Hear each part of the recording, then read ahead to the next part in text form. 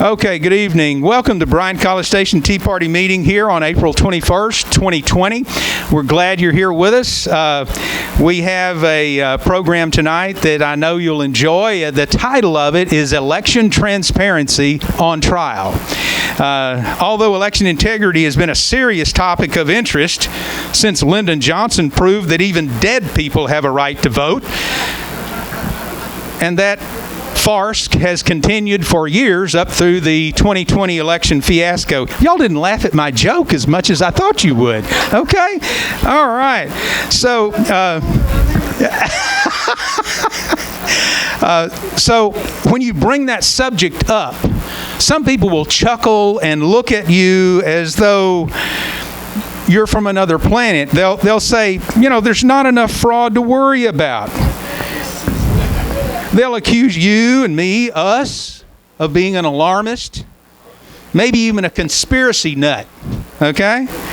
So our guest speaker will present plenty of information to have you reeling with disgust about the various types of fraud that are still major players in our elections. Our guest speaker, Beth Biesel, is the Forum Chief for the American Liberty Forum, Election Integrity Chair for Texas Eagle Forum, and serves on the Dallas County GOP Election Integrity Committee, to name just a few of her commitments. So if you would, as we mentioned earlier, hold your questions till the end of the program, and please welcome Beth Biesel. By the way, thank you so much for having me. I'm used to only having about 15 or 20 minutes when I talk for the Texas conservative mamas when we go around the state to talk.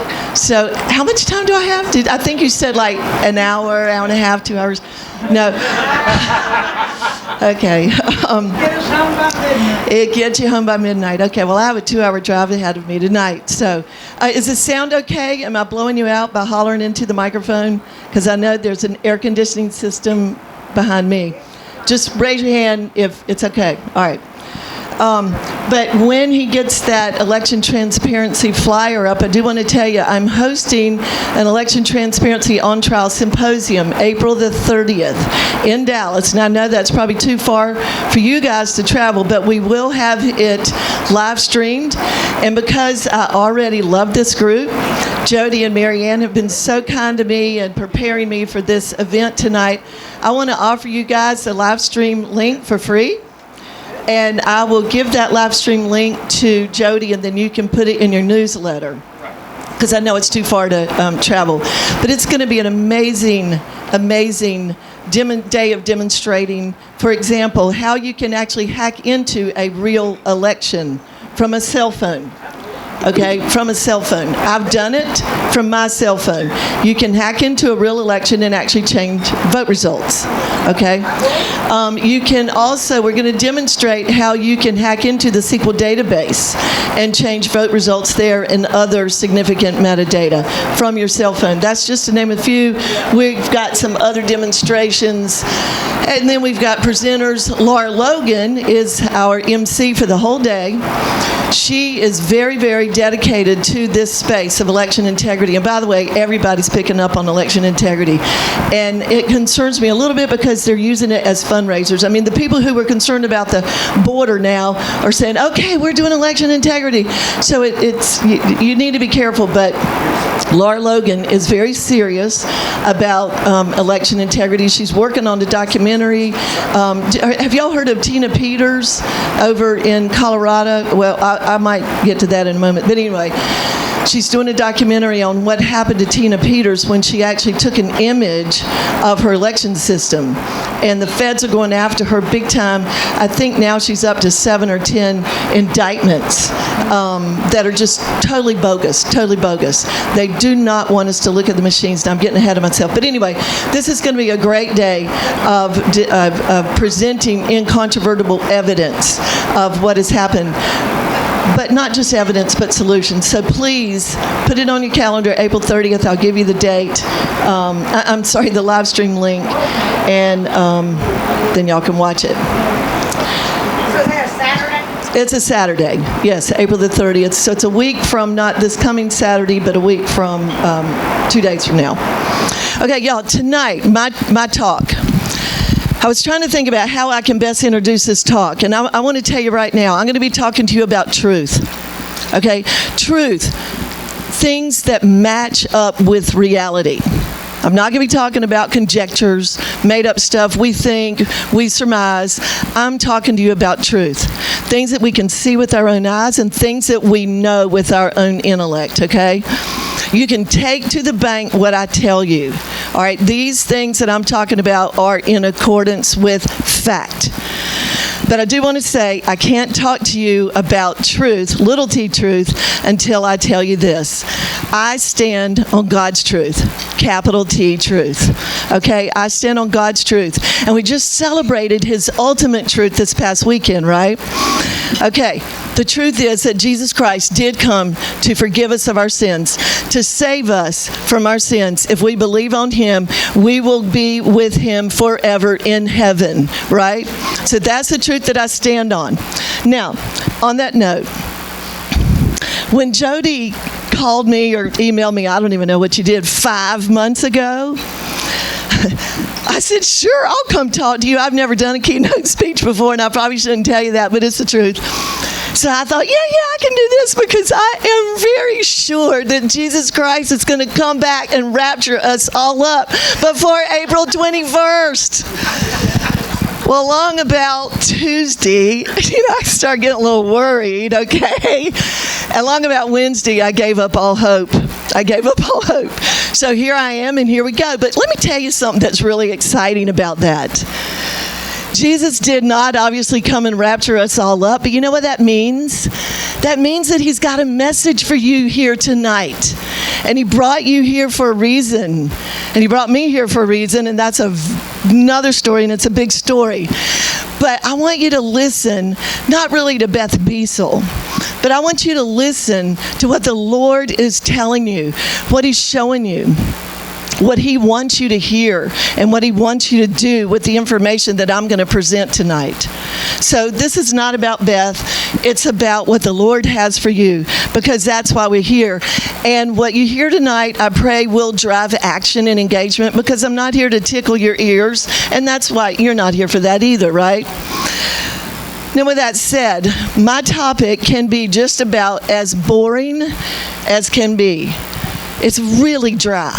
So I'm going to try to tell you some stories, but if I tell too many stories, then we get off track, okay? And you're going to have to be my timekeeper, because I can talk a lot. I have a lot of words stored in here. But, and I'm also going to be coming to you with a lot of challenges and a lot of things that can be depressing. But I promise you, I will bring to you solutions that you can take away from here and actions. And in fact, I have a handout of solutions and then another handout of our calls to actions, things that you can actually start doing tomorrow. So while we will talk about the challenges and depressing things, we will also talk about solutions. And I'm optimistic. I'm very optimistic. Otherwise, I wouldn't be doing this either.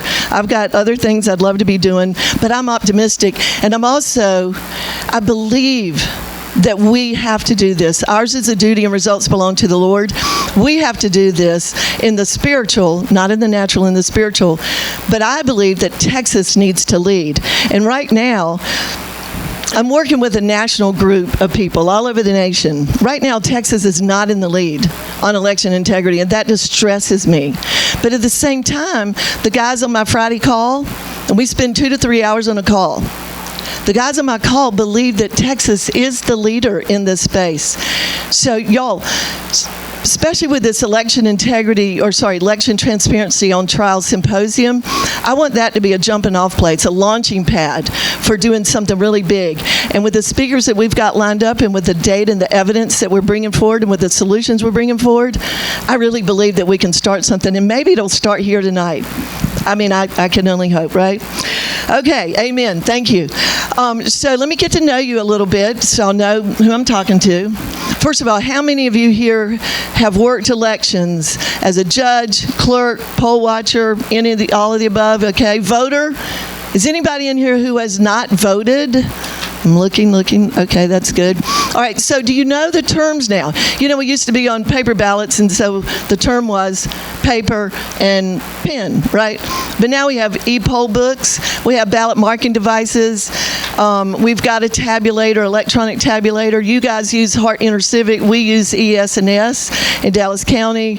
But are those terms odd to you, e-poll book? Do you know what I'm talking about? Yes, no, okay.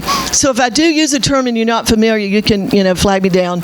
All right, let me ask these questions. And the questions are up here. You can read them, but I'm going to state them.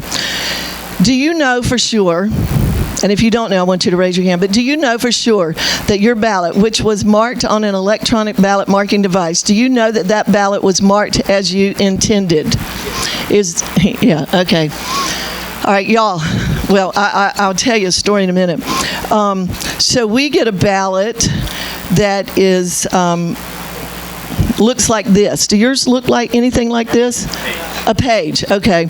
So we have a few little barcodes up here. So I take this over to my ballot marking device and put it in there, and it's a computer, and I make my selections on the screen, and then out comes for us something. I know y'all probably can't see this super well, but it's got the names of my candidates that I selected: Minnie Mouse, Mickey Mouse, Susie Q, John Doe, and Donald Duck. Okay, but I've also got barcodes up here. Do you guys have barcodes? I don't know about you, but I don't read barcode. So, well, when y'all go May 7th to your elections, I want you to look to see, after you make your selections and you get this little piece of paper out of the machine, are there barcodes on there? All right, after you mark your ballot, it spits out, you take it over to a tabulator, right? An optical scanner, but it's got a computer in there.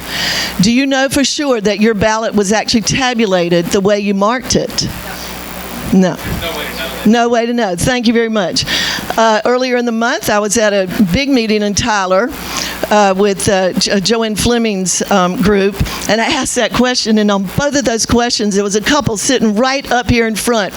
They raised their hand so loud and proud. They literally said, "We trust the computers more than we trust paper." I don't know what to do with that, but I just wanted it to be on the record. So anyway, okay. Let me see if I'm smart enough to advance. Okay, here we go. All right, so what we're going to talk about is 4 things. Jody put this in the email to you, but I want to stay on track, and I want you to hold me accountable. We're going to talk about election fraud, and the question is it possible in Texas? Is election fraud? Okay, thank you. But we don't know how it is. That's right. So we're going to talk a little bit more about it and make the case for election fraud is possible. And at the end, we'll check to see how I did. All right, and then second question, current election systems in Texas, are they vulnerable?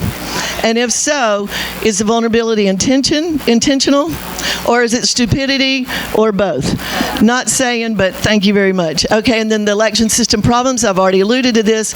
Are they fixable? You wouldn't be here if you didn't think they were fixable. I wouldn't be here if I didn't think they were fixable. They are fixable, okay? I have a lot to say on that. Do y'all remember in Harris County, in the recent past, like in the past maybe 10 years, they got in trouble for some election cheating, and the FBI was coming in, and 2 days before the FBI came in, you know what happened to the warehouse with all the election equipment? It burned down, burned to the ground. Yeah. So, but the point is, cheating is not new. It didn't just start in November of 2020. Anyway, okay, so in Texas, what do we have here in Texas? Truth. I told you we would talk about truth. Well, the truth is, we do not have in Texas a system where you can guarantee one person, one ballot.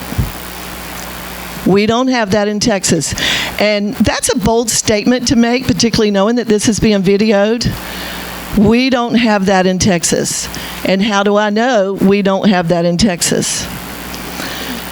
Because the Secretary of State produces data for anyone who wants to go and look for it.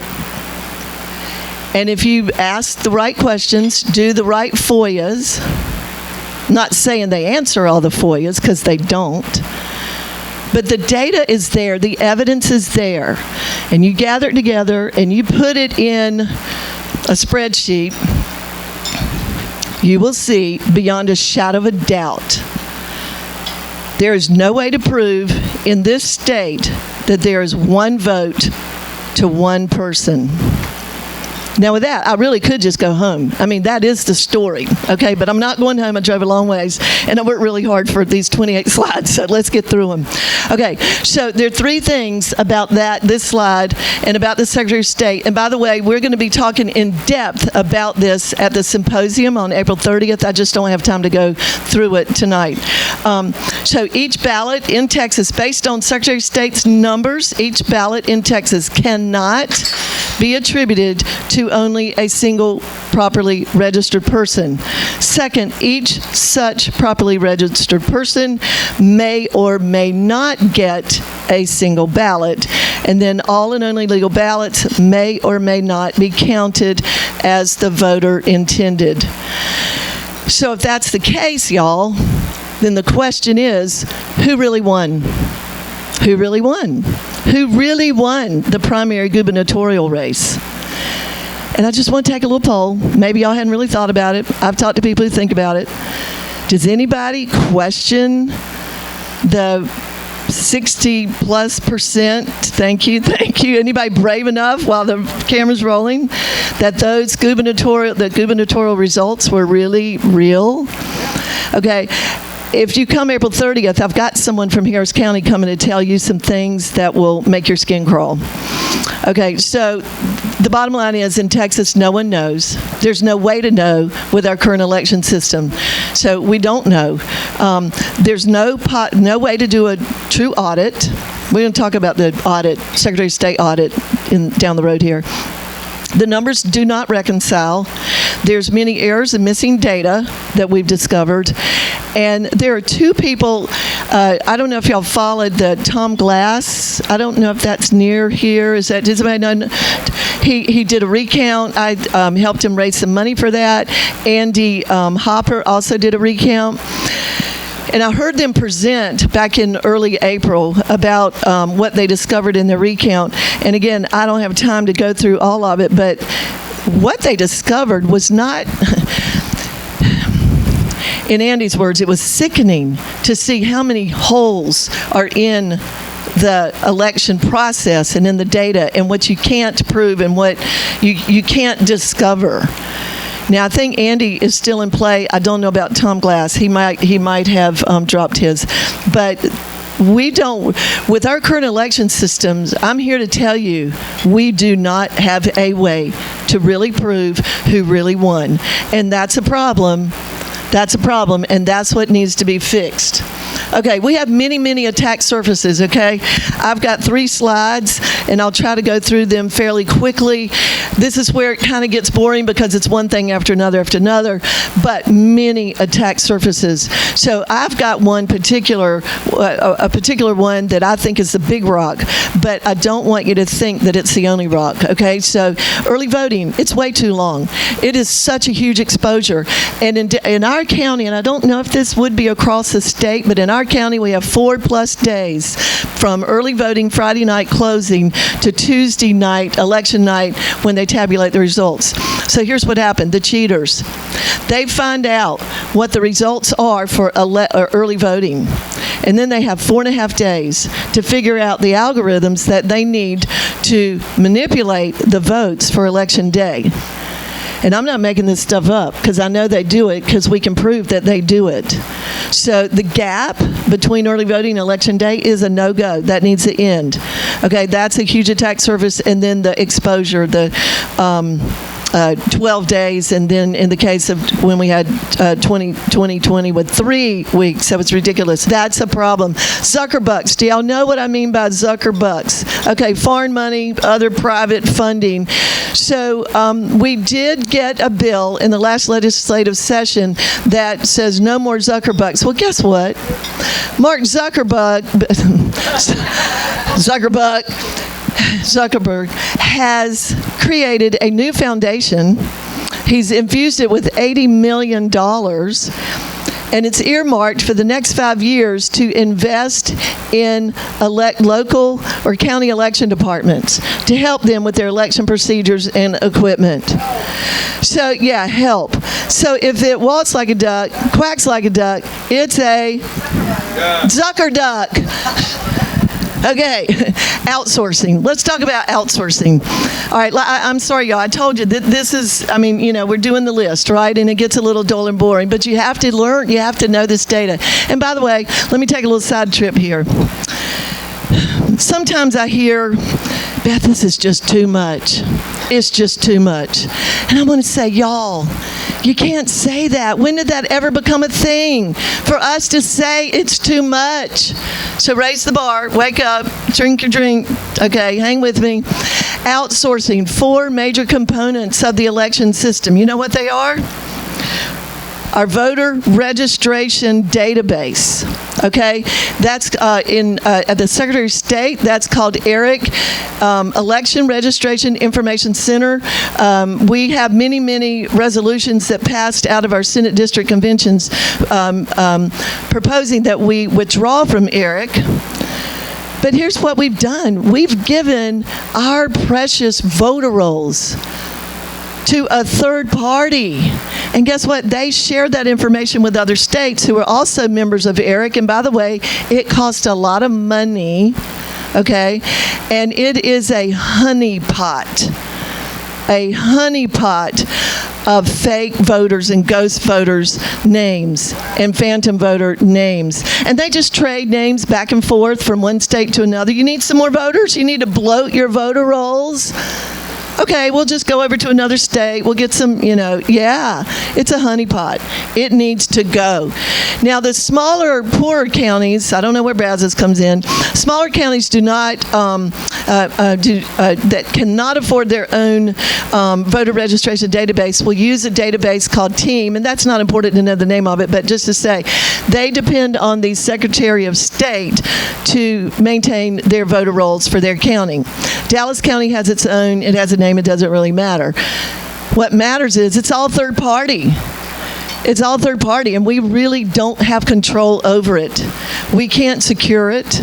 We have almost zero control over the integrity of that registration database. That's a huge attack vector. Also, voter roster check-in records. Now, this gets a little technical, but it's important. So when you go to vote, do you sign in on like an iPad or a tablet? Okay, so do we. And you put your signature. Well, that's a problem because who can... Poll pad.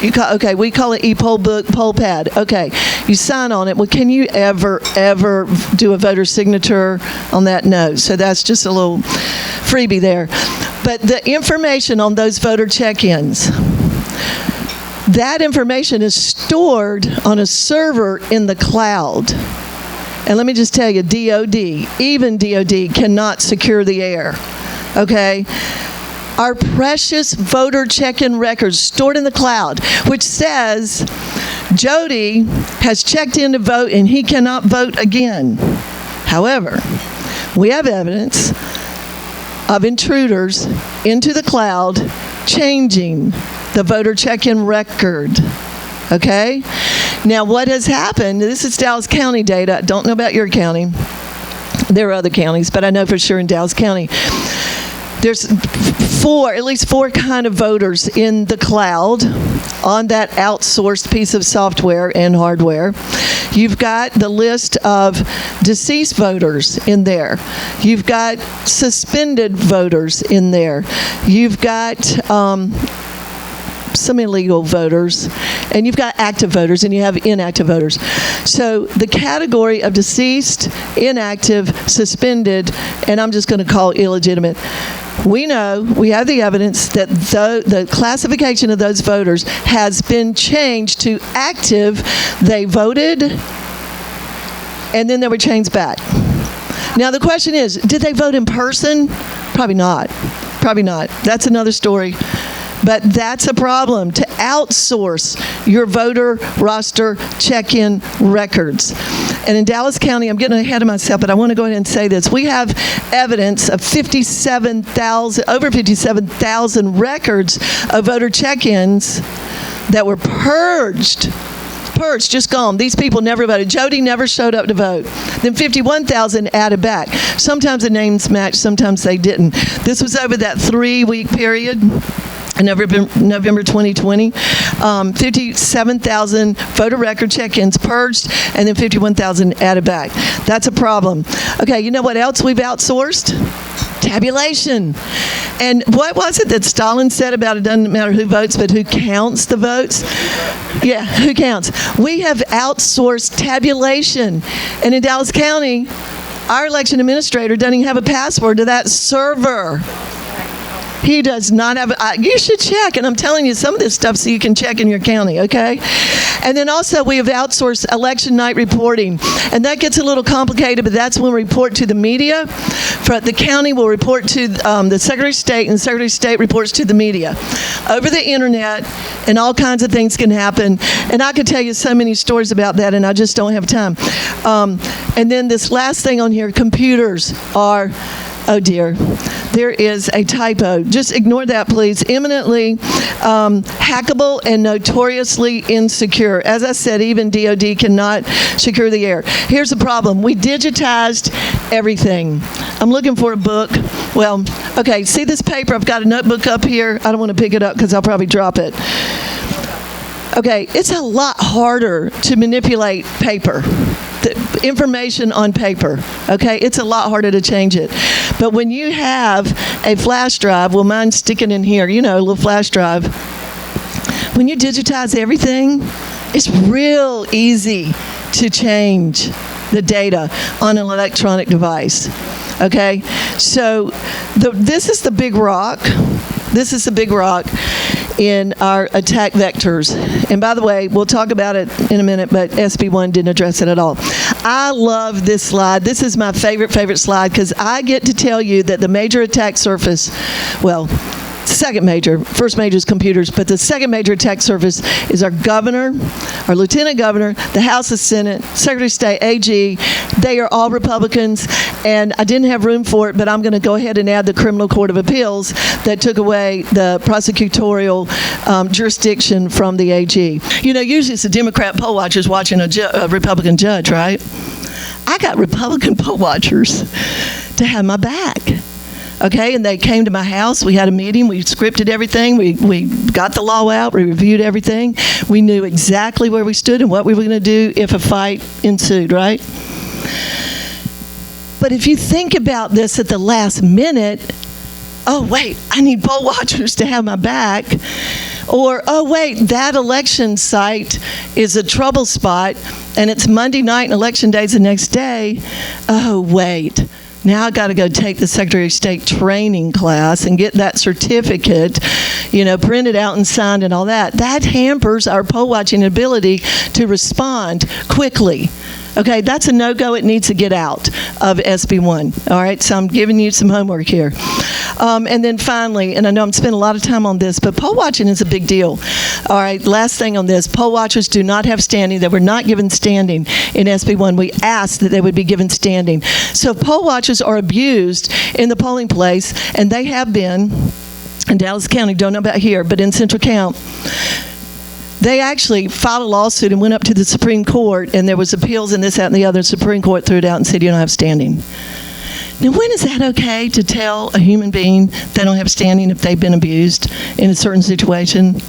So we need another election law that says poll watchers have standing.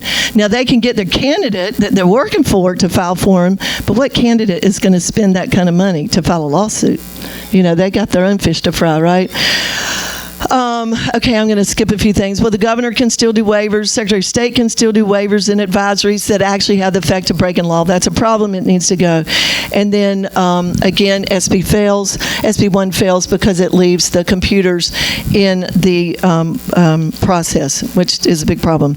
Okay, Secretary frauded. What did I call it here? Frauded. Okay, made up word. Are y'all familiar with the big news? Secretary of State, Governor Abbott did this. He's calling for an audit. Secretary of State's going to do an audit. Did y'all hear about this?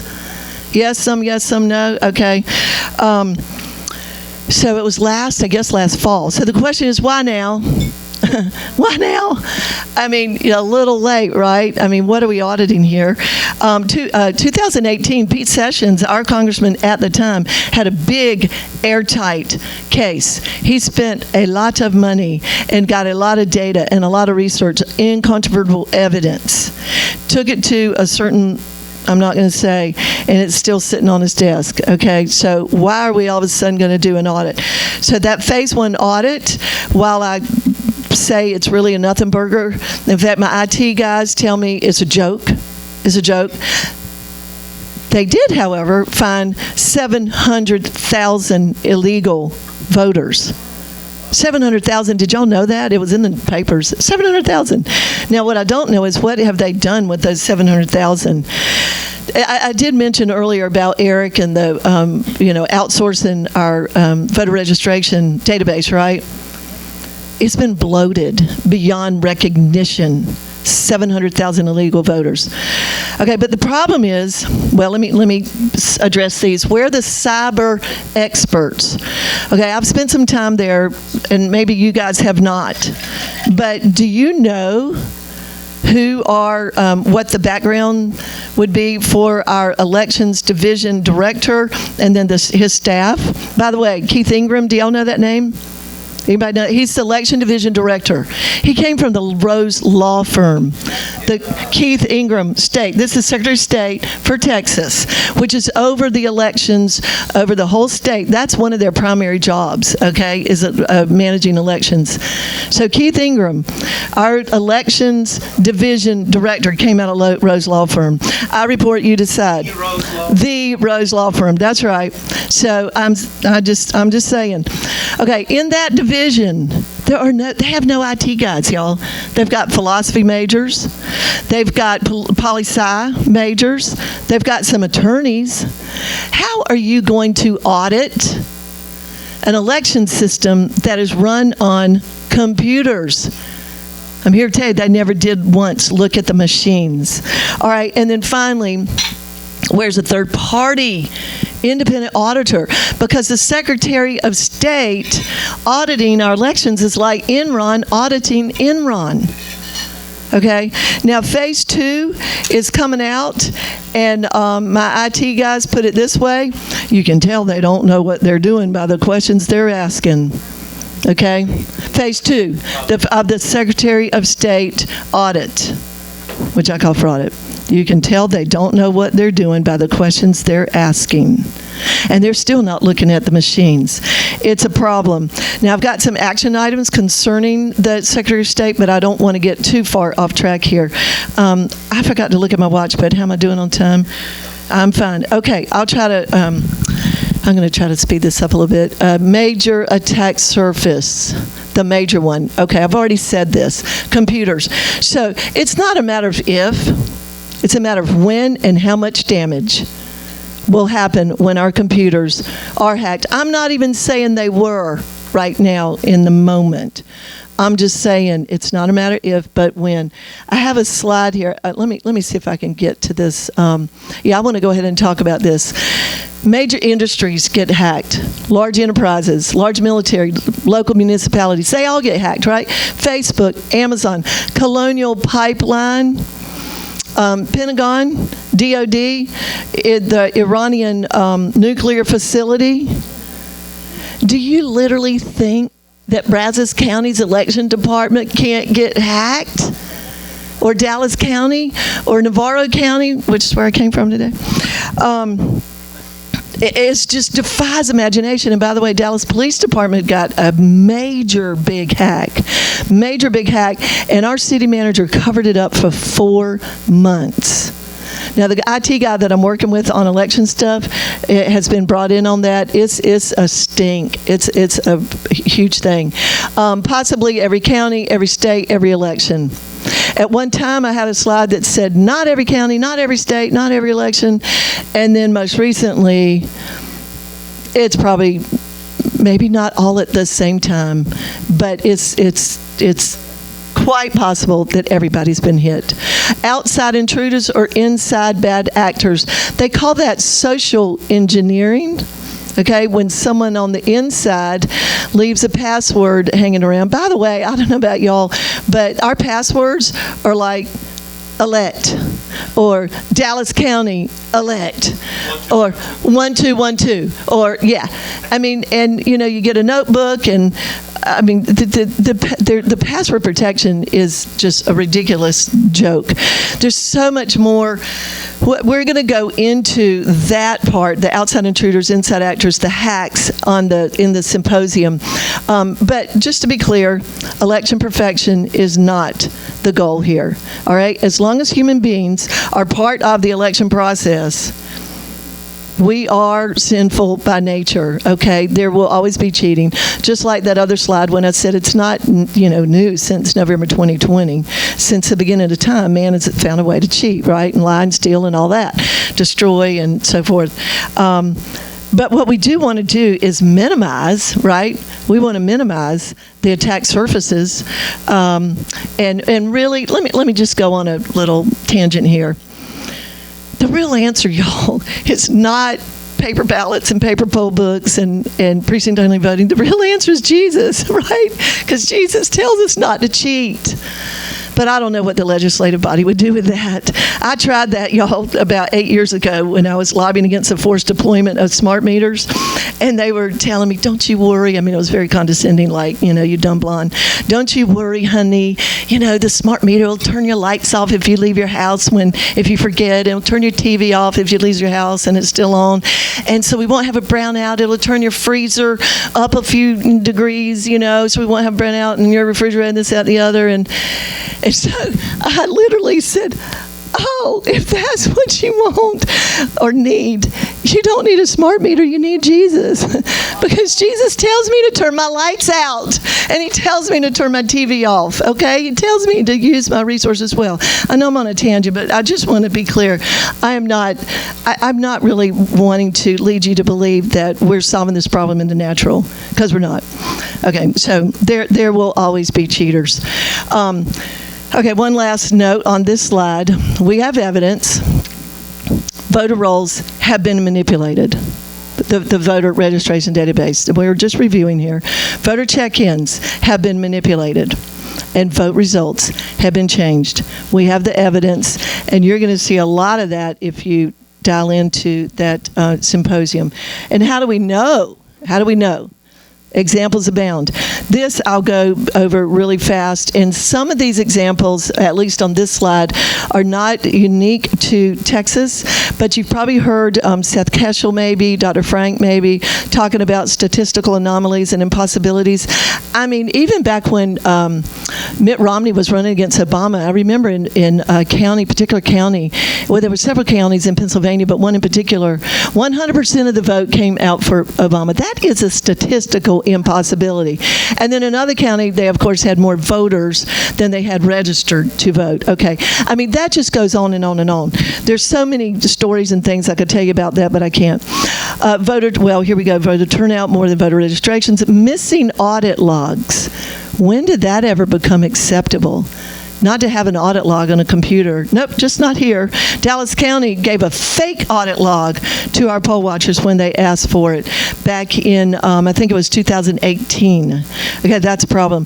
Signature verification. Has anybody been in SigVer before, working as in mail ballot and verifying signatures? I got trained on it.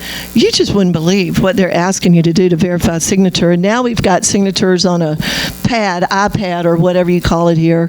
You can't verify a signature.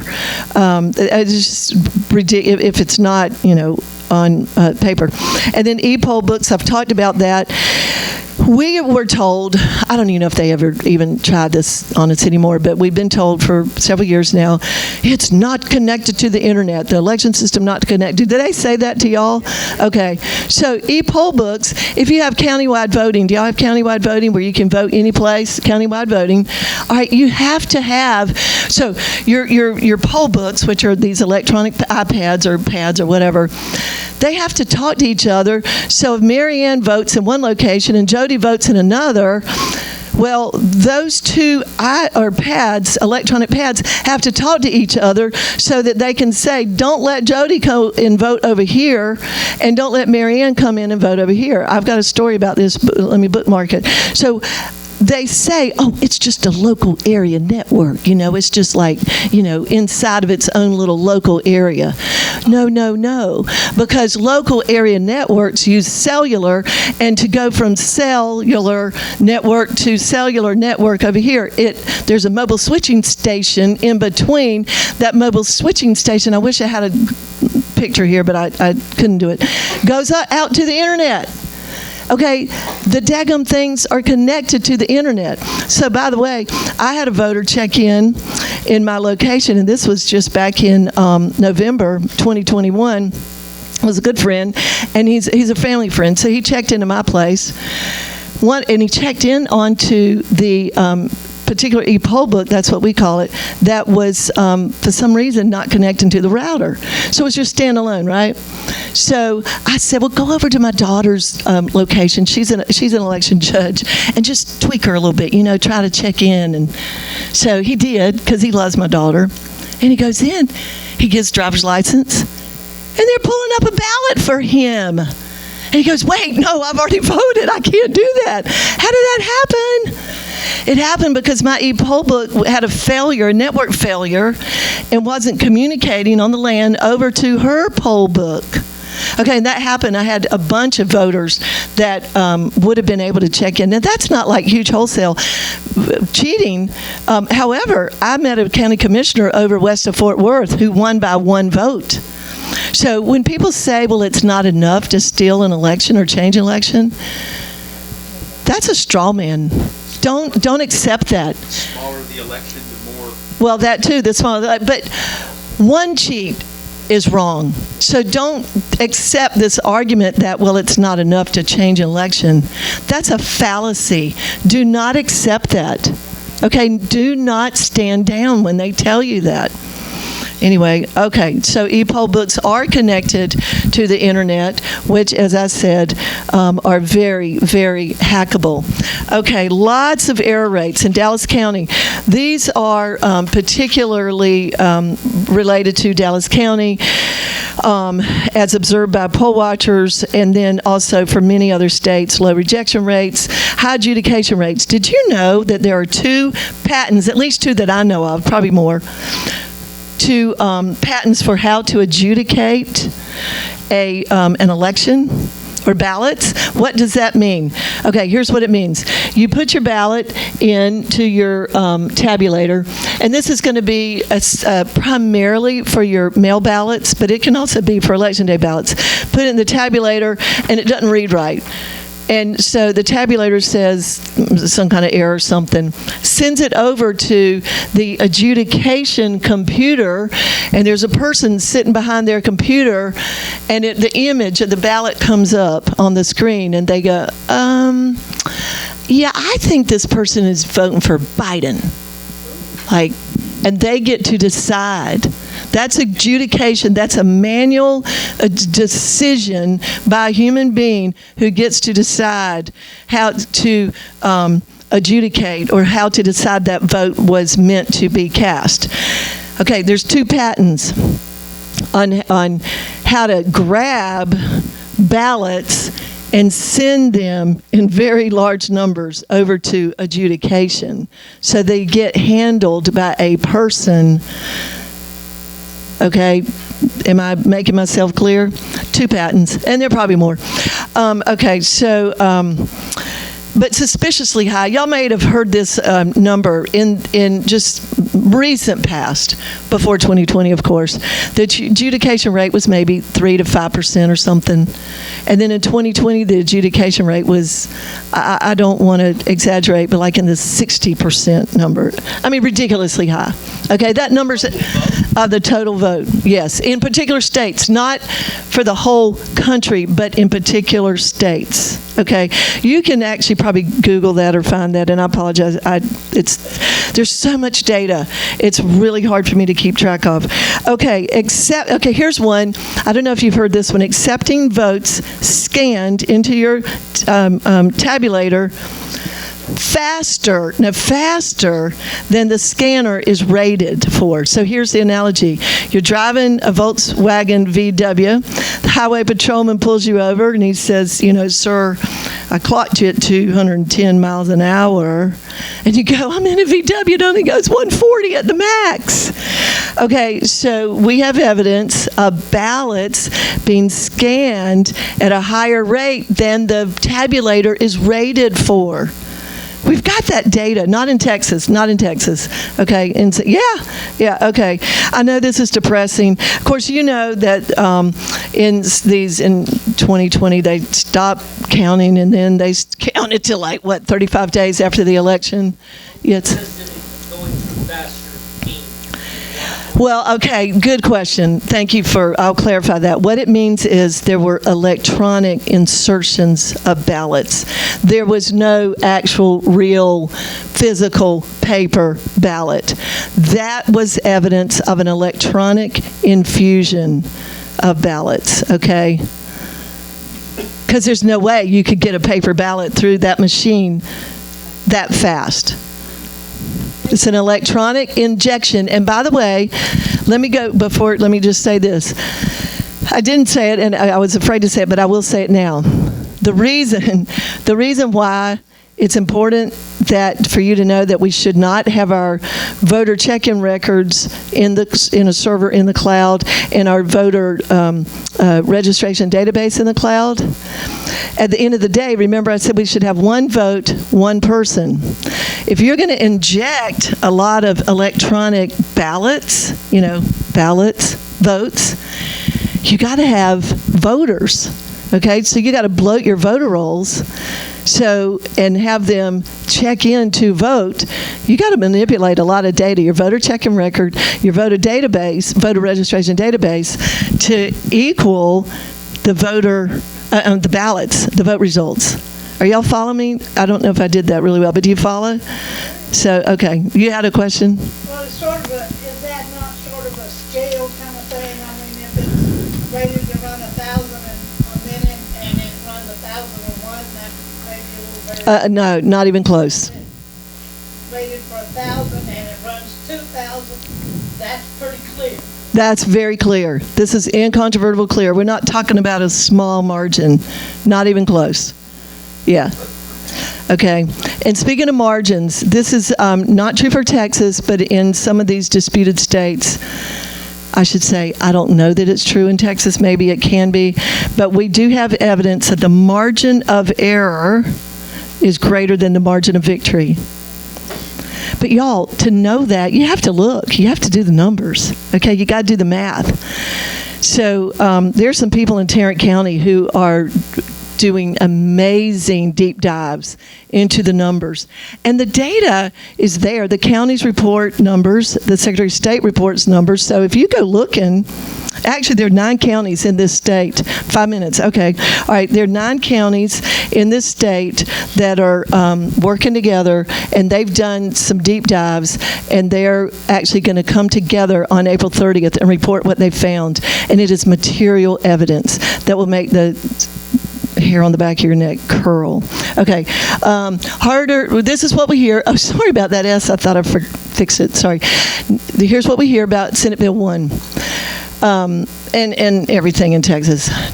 We're going to make it easy to vote and hard to cheat. And I'm saying not. Why is that? The sanctity of your vote is precious. It should not be easy. It should not be easy. It really needs to be hard to vote. Now, I'm not talking about a poll, whatever. Now, somebody said, I think we ought to have a history test before you get to vote, you know. Another guy said, I think we need not to have multiple choice on the ballot because, you know, kids are taught how to do multiple choice. It needs to be fill in the blank. Like, you know, you need to be able to spell Biden if you want to vote for Biden. I had a lady, I was working early voting. I had a lady come in, a young girl. I was at a community college where they had these mobile voting stations targeting particular class of voting. You know, it's going to skew the vote results, right? She comes in, she doesn't even give eye contact, and she's kind of looking like this. I said, can I help you? Do you know how to use use the equipment because I knew she didn't. She said, I want to vote for the lady. I'm like, excuse me? The lady. Well, that was when Trump was running against Hillary. Okay. And I had to point, I just said, let me help you. And I pointed to the lady, you know. I'm just saying, I think it should be harder to vote. Okay, so solutions. So here's what we're going to do. I could not do a slide for solutions, but I do have handouts, and I will leave them somewhere for you guys. It would just take too long, but the bottom line is we need to get rid of the computers, which means we need paper ballots, hand-marked, sequentially numbered, non-counterfeitable ballots, and you're going to see a non-counterfeitable watermarked rare earth minerals stamped on it ballot on April the 30th, okay? It's going to be like currency, and it's going to be cheap. All right, you will see that on the 30th. But precinct-only voting, we have to have that. That's a little bit harder to do. Limited mail ballots, limited early voting, no gaps, independent third-party audits, everything I've already talked about. There's some other things on here, but I'm going to tell you right now, with the system we've got, I'm going to just put these right here. With the system we've got, we need to get a forensic image, just like Tina Peters did in Colorado, bit by bit forensic image of our election systems. We just want to memorialize what happened, okay? That's the number one goal if we're going to have electronics in this space. I don't think we should have electronics in this space, but all right, and then the last thing, what we can do. All right, you already talked about May 7th. You got to turn out. You have to turn out. And you have to study the issue. You need to know what you're voting for. But voter turnout is a big hindrance for the cheat. And by the way, I want to encourage you, the cheat is very fragile.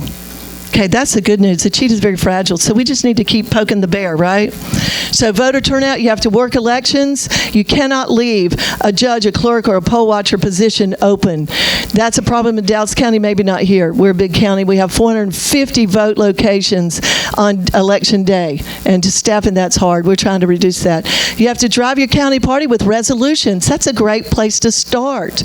Okay, resolutions that come up and eventually get to the state convention and get in our party platform. Prioritize your county commissioners. Did y'all know in Nevada, in Nye County, they have voted to take out the computers? I mean, the electronic election systems are going to go back to paper ballots.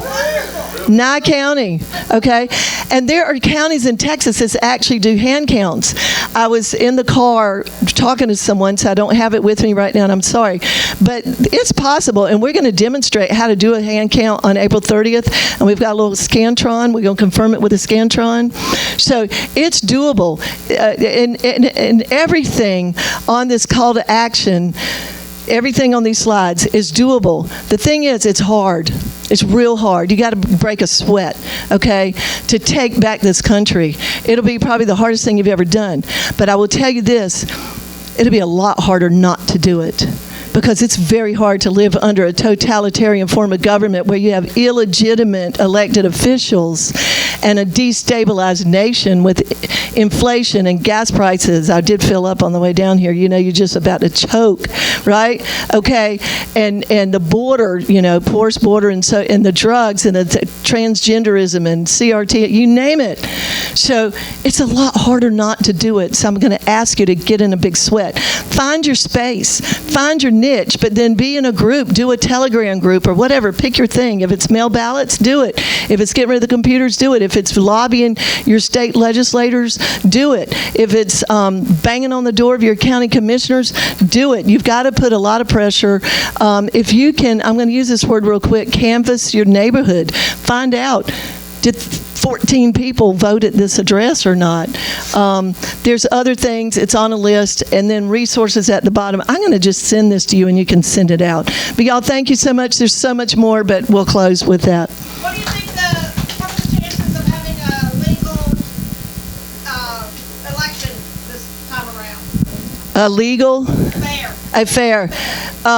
Slim to none, and Slim just stepped out. Sorry. Thank you, Beth. Mark, can you turn me up? Okay, thank you. Hang on. Let's give Beth a hand. That was as she said, it got kind of dry, but we've got everybody hanging in here, and that's great. So we got a few minutes for some Q&A, and on your questions, this is not time for a speech. This is time for a question, if you have a question, okay?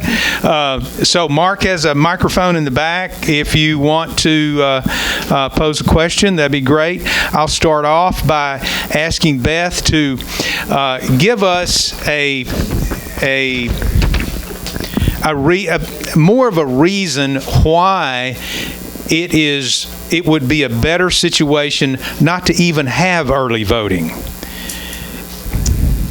I think that would be great not to have early voting. The reason why? Yes. You're asking for the reason why? Yes. That's just another opportunity, another exposure for a cheat. You know, you're opening the door wider and wider, so it's like the doors on your house and the windows. Okay, you say, well, all the top windows are closed, but the front door's open, the back door's open, the key's in the front yard. I mean, it's just another exposure. So limit. That's what I was saying. Hard to vote. Make it worth something. So absolutely, I would go for one day, but not optimistic. Then the other item about, we've all enjoyed countywide voting. It's real convenient to go anywhere and vote. Believe it or not, there's still a lot of people who come to a vote center and say, oh, I can go anywhere and vote. A lot of people think they still have to vote in their precinct, and that's great. But tell us why precinct voting would be a better selection. Is it more manageable than first of all, it's more auditable. Voting? You have more local control, where you have a much smaller pool of voters. When you're the precinct chair and you're the election judge and you only have 5,000 possible voters, you got a pretty good handle on what's taking place. So you had said this earlier, the smaller the pool, the harder it is to cheat in that pool, because the statistical anomalies start showing up, but you can audit it a lot more effectively, and you discourage that vector of cheating. And y'all, the truth is, hardly anybody goes across town to vote. They vote in their neighborhood. So they lure us in with this idea, this false notion of convenience. We lose our liberties, by the way, over convenience.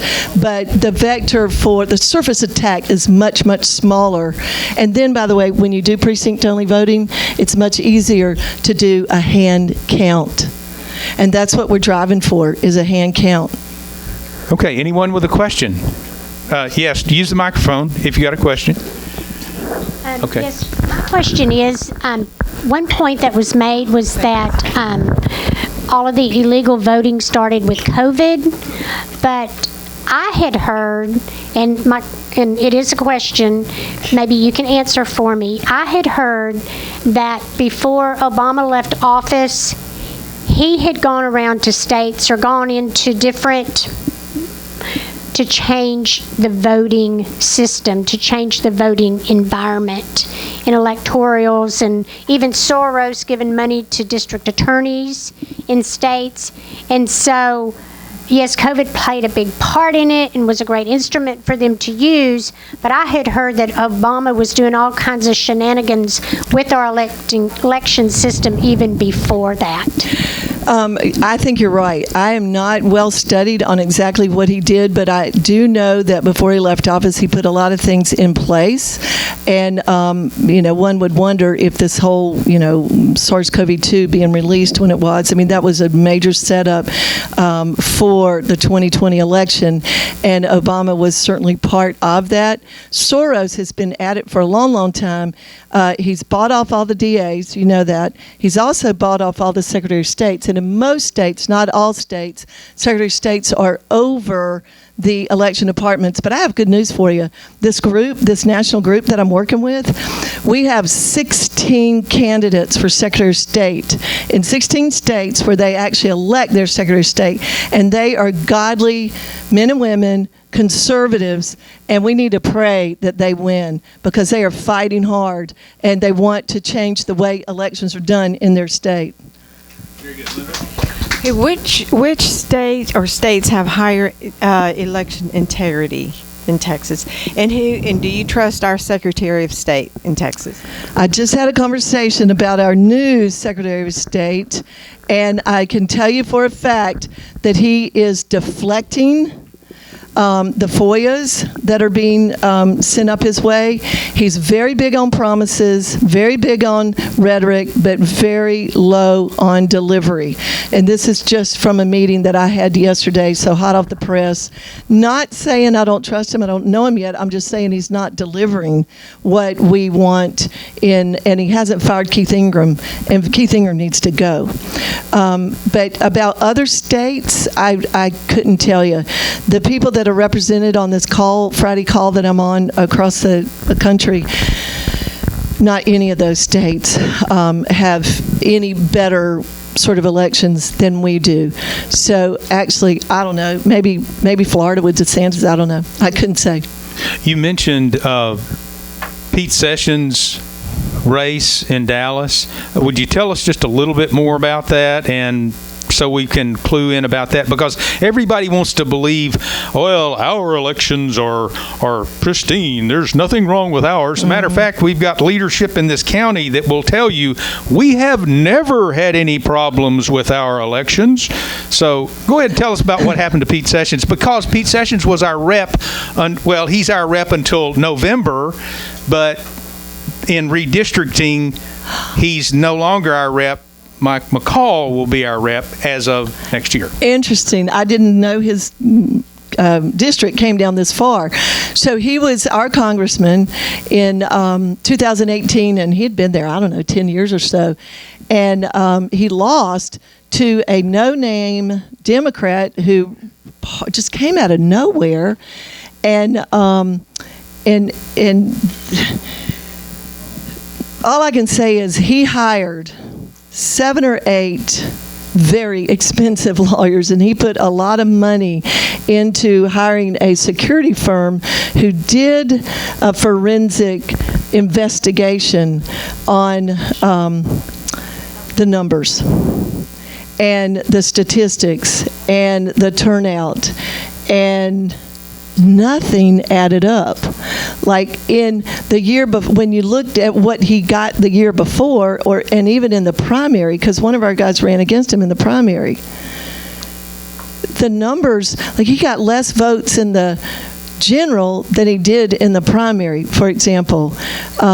This is 2018, and I don't have a long-time memory, and I'm sorry that I can't give you the specifics, but I just remember this security firm, and by the way, one of the chief operating officers is going to be at our symposium to present some stuff. He was hired, and he called Pete and said, "I don't think you should be packing up your bags up there in D.C.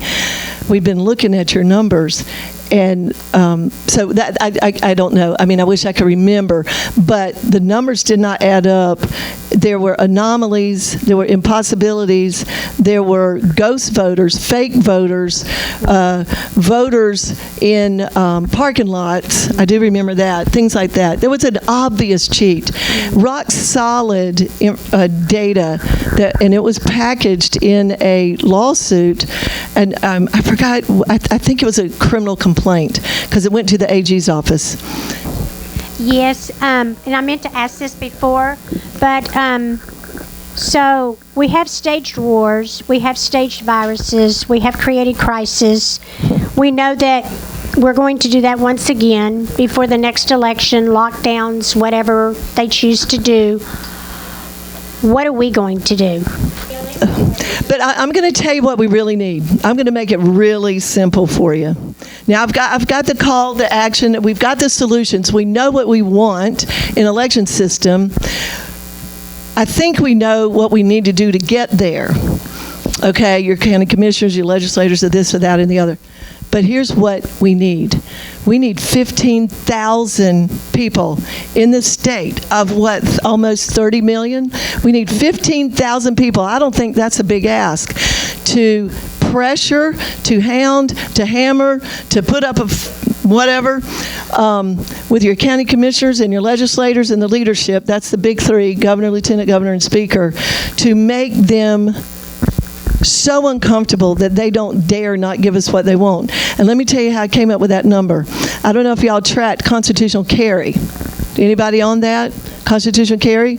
Okay. It took 8,000 phone calls to Lieutenant Dan's office, to the point where he was calling, I forgot her name, a powerful woman with gun owners. Rachel Malone. Yeah, Rachel Malone. Stop them calling me. I got the message. Get them off my back. So, and that happened to me, by the way, on smart meters. Is another story. But what we know is 8,000 called, and that bill got on the floor and it got passed. So we know there's a number. They respond to numbers. So that's what it's all about, y'all. That is, you say, what do we do between now and November? Well, we can't wait till the legislative session. They are working on bills right now. And by the way, Bob Hall is working with the Secretary of State right now to get us early vote printed early vote result tapes right now. We were supposed to get it in the primary. We didn't get it. Secretary of State promised they would give it to us May 7th, May 24th. Bob Hall's working on that. He told me they promised. Now, I asked him if they gave it to him in writing. Didn't happen. But they're working on bills right now. So you need to start your lobbying effort.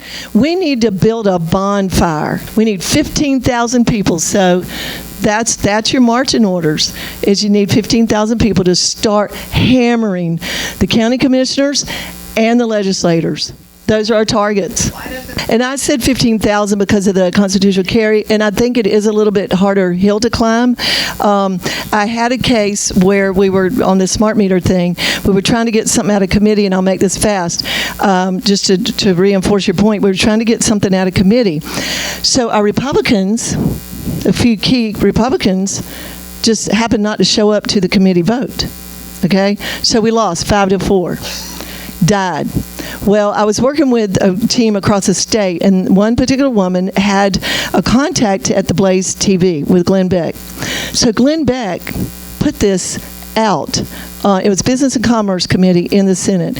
Glenn Beck put this out on national radio, that the Republicans missed out on the vote because we had a 5-4 majority, and if they would have been there, we could have won and gotten this bill to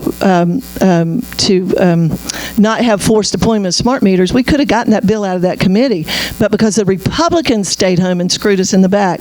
So Glenn Beck put it out, and guess what? They burned up the phones. I don't know how many people or how many. They burned up the phones, and guess what? The Democrat majority leader of that committee went to the chair and said, I give you permission to take another vote. Call the committee meeting. All those Republicans came back. They took another vote. We got that bill out of committee because it was burning up the phones. They heard our voices. That's the name of the game. There are organizations that do that very thing you're talking about. She mentioned an organization in Tyler. They do a great job. Texas Eagle Forum does a great job. Others in the state of Texas do carry on with research and do the footwork for us, and that information is available. Just like she said, they're baking the cake right now for the next legislative session, okay? They don't show up on January 3rd or 5th and say, oh, wow, we're going to have a legislative session, The cake is baked. So we have to be active now, in season and out of season. And it's important to be a part of something good, and we have those opportunities. We just need to make the best of them. Please give Beth a round of applause again, and thank you for hanging in for a long program, but I think it was well worth it. Thanks again. We'll be back next month, third Thursday. Thanks for being here. Good night.